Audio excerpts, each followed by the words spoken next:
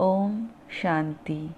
আজকের বাংলা মুরলি 23-10-2023 প্রাত মুরলি।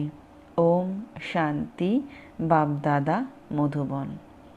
বাবা বলেন, মিষ্টি বাচ্চারা, এখন মানুষের দ্বারা প্রাপ্ত হওয়া মন্ত্র যন্ত্র কাজে আসবে না।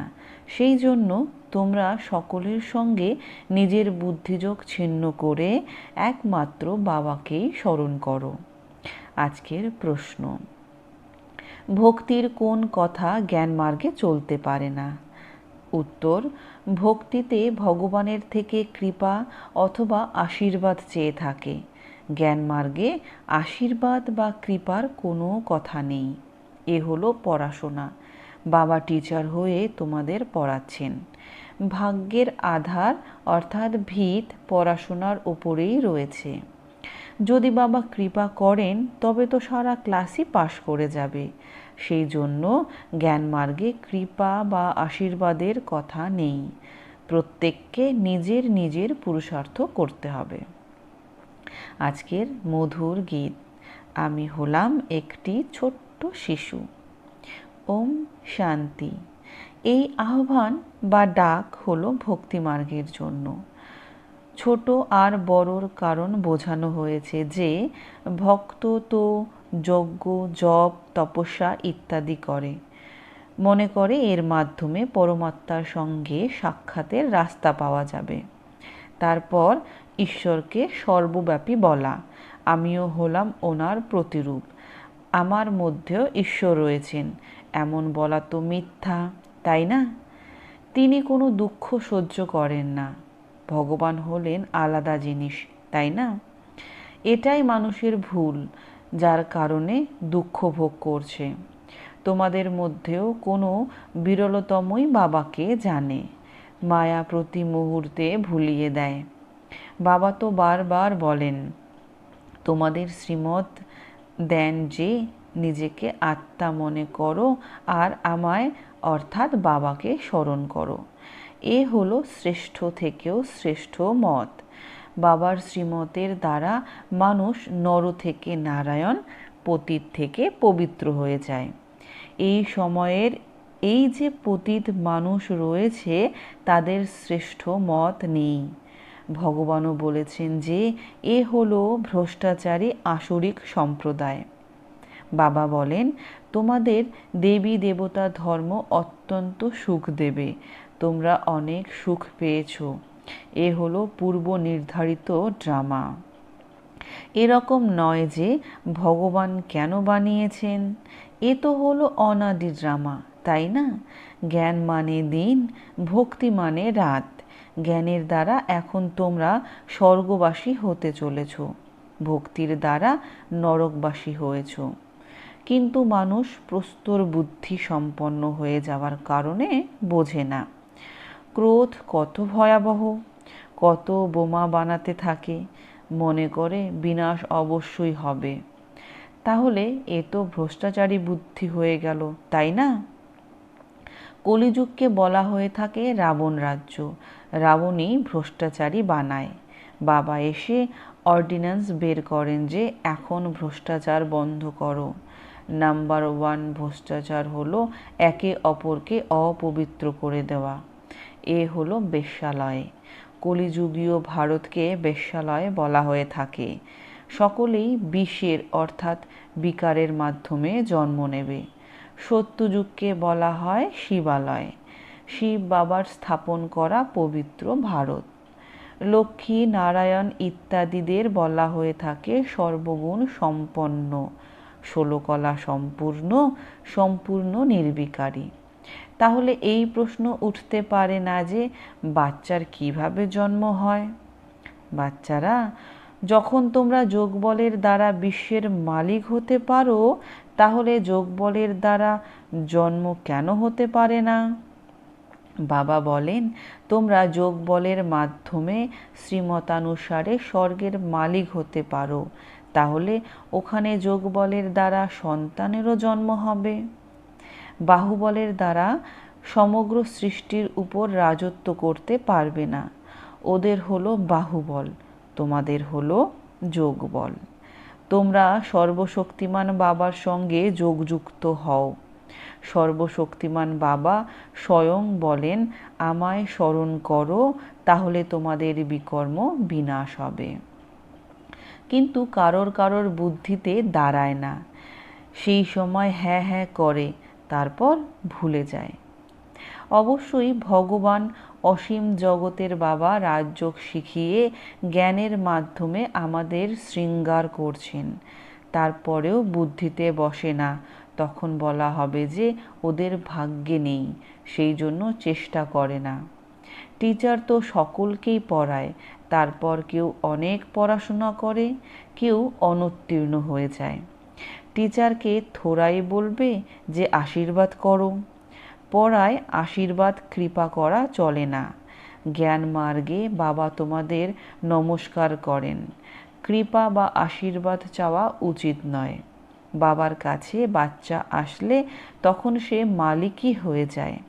বাবা বলেন, এ হলো মালিক, কৃপার কোনো কথা নেই। বাবার ধন সম্পদ তা বাচ্চার হয়ে গেছে। হ্যাঁ, এছাড়া বাচ্চাদের শুধরে দেওয়া, তা হলো টিচারের কাজ। টিচার বলবে পড়ো, পড়াশোনা করা তোমাদের কাজ। কি কৃপা করবে? গুরুরও দায়িত্ব হলো রাস্তা বলে দেওয়া, সদ্গতির মার্গের।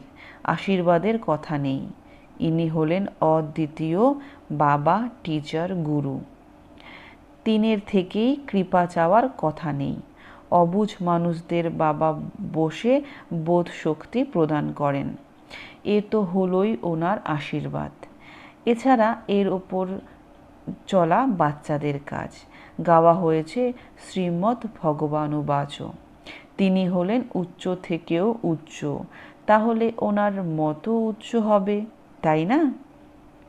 শ্রীমতানুসারে তোমরা শ্রেষ্ঠ দেবী দেবতা হতে চলেছ, পুরুষার্থের নম্বরের ক্রমানুসারে। তোমরাও বুঝতে পারো যে আমরা কত নম্বর পেয়ে পাশ করব। স্কুলে স্টুডেন্ট তো বুঝতে পারে, তাই না? আমরা সম্পূর্ণ পড়াশোনা করিনি, সেই জন্য আমরা অনুত্তীর্ণ হয়ে যাব। বাবাও রেজিস্টারের মাধ্যমে বুঝে যান যে এ অনুত্তীর্ণ হয়ে যাবে। ইনিও হলেন অসীম জগতের অদ্বিতীয় পিতা, টিচার, গুরু। তিনিও জানেন, বাচ্চারাও জানে যে আমরা পড়ি না। না পড়লে তখন অবশ্যই কম পদপ্রাপ্ত হবে। এখন পুরুষার্থ করে না যে আচ্ছা আমরা তীব্র গতিতে পড়াশুনো করব। অবশ্য কতই না মাথা কুটতে থাকে, বোঝায়, তবুও কিছু করে না।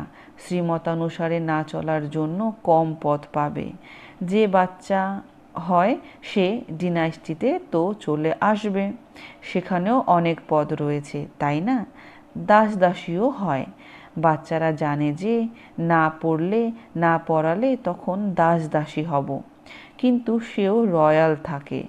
লক্ষ্মী নারায়ণের হীরে জহরতের মহল থাকবে, তাহলে দাস দাসীও সেখানেই থাকবে, তাই না? তারপর ভবিষ্যতে নম্বরের ক্রমানুসারে পথ পেতে পারে। প্রজাতেও নম্বরের অনুক্রম রয়েছে। ভক্তি মার্গে মানুষ ইনশিওর করে, তাই না? ঈশ্বরের উদ্দেশ্যে দান করে। মনে করো কেউ হসপিটাল বানিয়েছে, তাহলে পরজন্মে ভালো নিরোগী শরীর প্রাপ্ত হবে। অল্পকালের জন্য ফল তো প্রাপ্ত হয়, তাই না? কেউ পাঠশালা খুলেছে, তখন পরজন্মে ভালো পড়াশোনা করবে।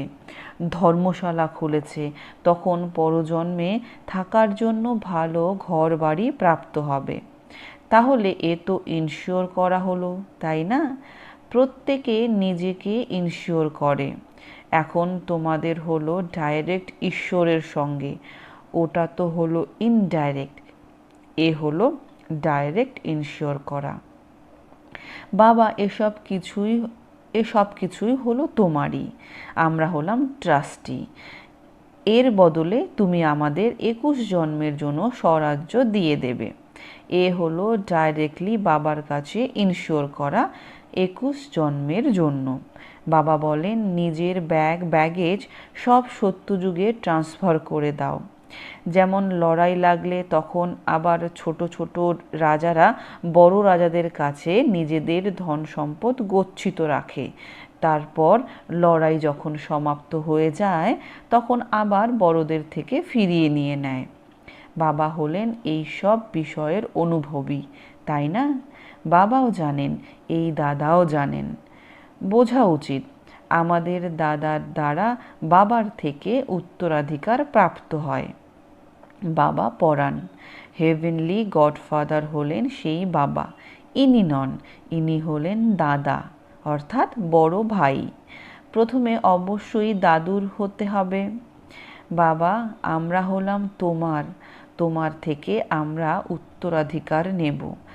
আর সব দিক থেকে বুদ্ধিযোগ ছিন্ন করা, এতে পরিশ্রম আছে।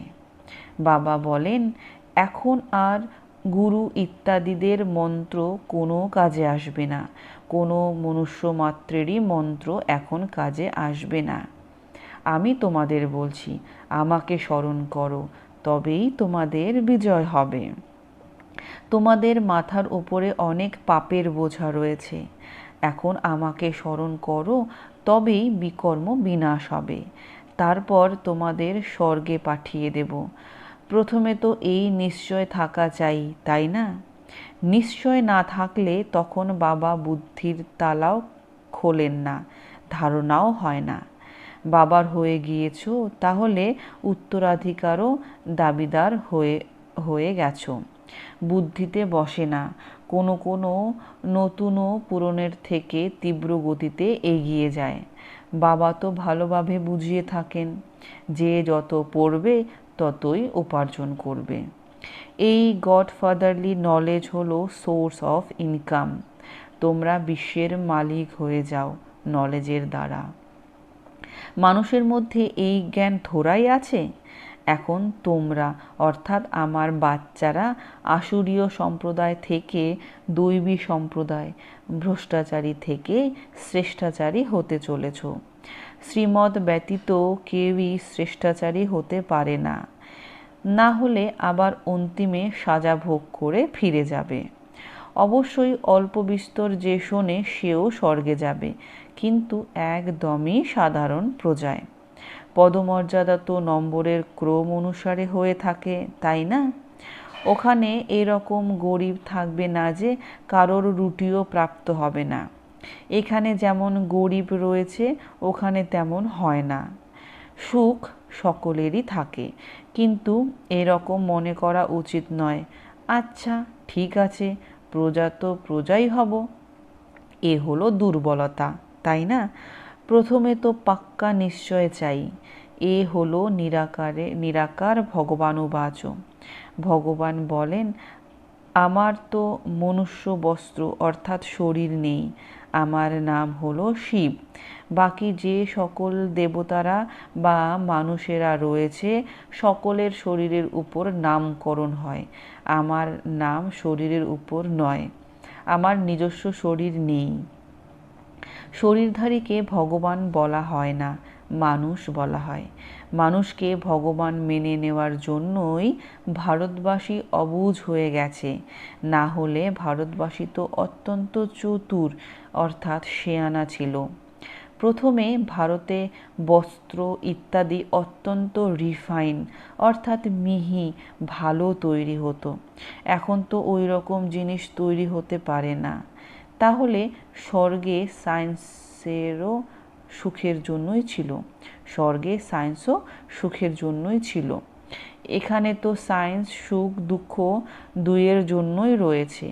অল্প সময়ের জন্য সুখ প্রাপ্ত হয়, দুঃখ হলো অপার। সমগ্র দুনিয়া সমাপ্ত হয়ে যাবে, তাহলে দুঃখই তো হলো, তাই না?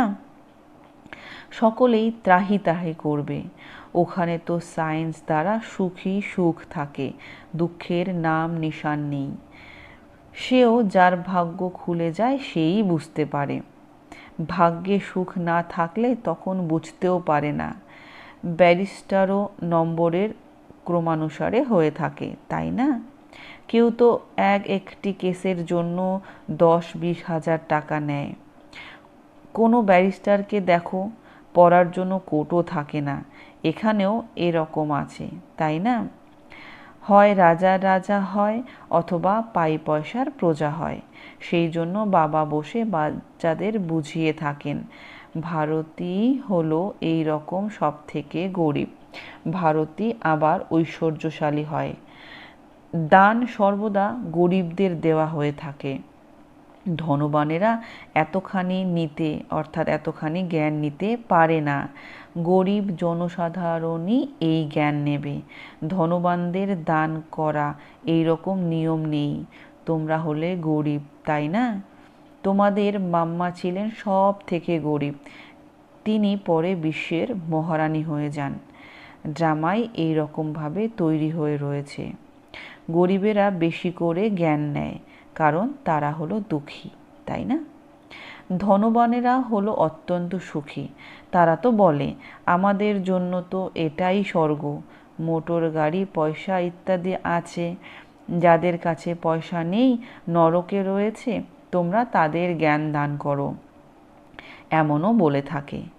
এখন তোমাদের এ হলো গড ফাদারলি সার্ভিস। তোমরা হলে ভারতের প্রকৃত সার্ভেন্ট। ওই সোশ্যাল ওয়ার্কাররা হলো শরীর সম্বন্ধীয়, মানুষকে সামান্য সুখ দেয়। এরা তো সমগ্র সৃষ্টিকে পরিষ্কার করে পবিত্র সুখী করে দেয়। এরা তন মন ধন দ্বারা ভারতের সেবা করছে। আচ্ছা, মিষ্টি মিষ্টি হারানিধি বাচ্চাদের প্রতি মাতা পিতা বাপ দাদার স্মরণের স্নেহ সুমন আর সুপ্রভাত। আত্মাদের পিতা তার আত্মারূপী বাচ্চাদেরকে জানাচ্ছেন নমস্কার। আত্মারূপী বাচ্চারা তার মাতা পিতা বাপ দাদাকে জানাচ্ছেন স্মরণের প্রেম সুমন, সুপ্রভাত আর নমস্কার। ধন্যবাদ বাবা, ধন্যবাদ। আজকের মুরলির ধারণার জন্যে মুখ্য সার। নম্বর 1, নিজের পুরানো ব্যাগেজ 21 জন্মের জন্য ট্রান্সফার করতে হবে। ইনশিওর করে ট্রাস্টি হয়ে দেখাশোনা করতে হবে। নম্বর 2, নিশ্চয় বুদ্ধি সম্পন্ন হয়ে পড়াশোনা করতে হবে। গরিবদের জ্ঞান দান করতে হবে। ভারতকে পবিত্র করার প্রকৃত রুহানি অর্থাৎ আধ্যাত্মিক সেবা করতে হবে। আজকের বাপদাদার মিষ্টি মধুর বরদান। নিজের প্রত্যেকটি কর্ম এবং বাণীর দ্বারা চলতে ফিরতে প্রতিটি আত্মাকে শিক্ষা প্রদানকারী মাস্টার শিক্ষক ভব। যেমন আজকাল ভ্রাম্যমাণ লাইব্রেরি হয়, তেমনি তোমরা হলে ভ্রাম্যমাণ মাস্টার শিক্ষক। সর্বদা নিজের সামনে স্টুডেন্টদের দেখো, একলা নও, সর্বদা স্টুডেন্টদের সামনে রয়েছে। সর্বদা স্টাডিও অর্থাৎ পড়াশোনা করছো আর করাচ্ছ। যোগ্য শিক্ষক কখনো স্টুডেন্টদের সামনে অমনোযোগী হবে না। অ্যাটেনশন অর্থাৎ মনোযোগ রাখবে। যখন তোমরা ওঠো, চলাফেরা করো, খাও, প্রত্যেকটি সময় মনে করো আমরা কলেজে বসে রয়েছি, স্টুডেন্টদের দেখছি। আজকের স্লোগান, আত্মনিশ্চয়ের দ্বারা নিজের সংস্কারগুলিকে সম্পূর্ণ